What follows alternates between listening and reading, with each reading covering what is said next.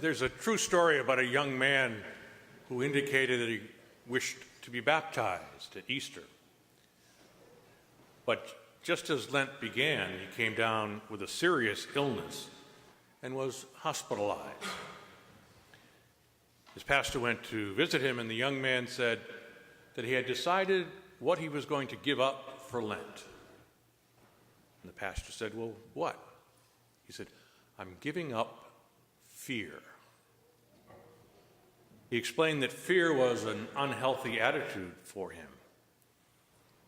He said, "I have no control over this illness, and so I decided to put fear aside and face whatever life had in store for him."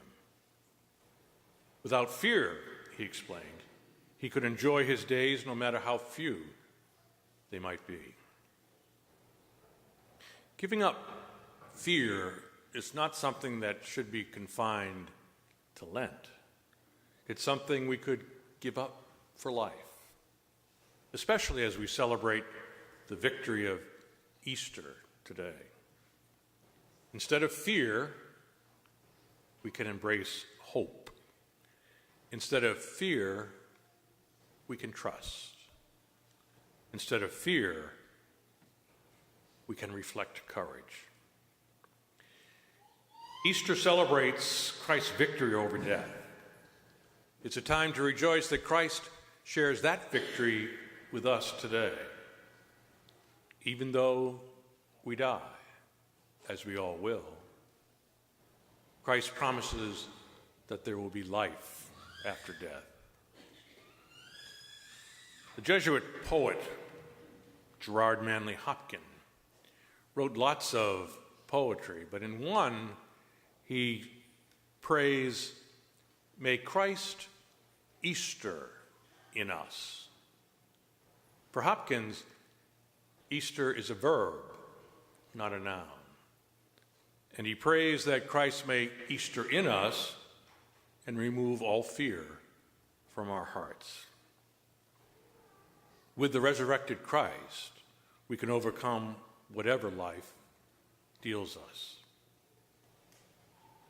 Back in 1815, Wellington fought Napoleon in the Battle of Waterloo.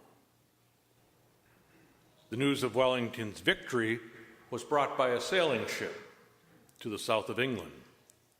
And from there it was put on a banner and raised above the cathedral. It was a very foggy day, and only part of the sign was visible. It read, "Wellington defeated." The people were devastated. But later the fog lifted, and the entire message was readable. Wellington defeated the enemy. On Friday of this week, the message that we heard was that Christ was defeated. He died on the cross. Today, we hear the full message. Jesus defeated the enemy.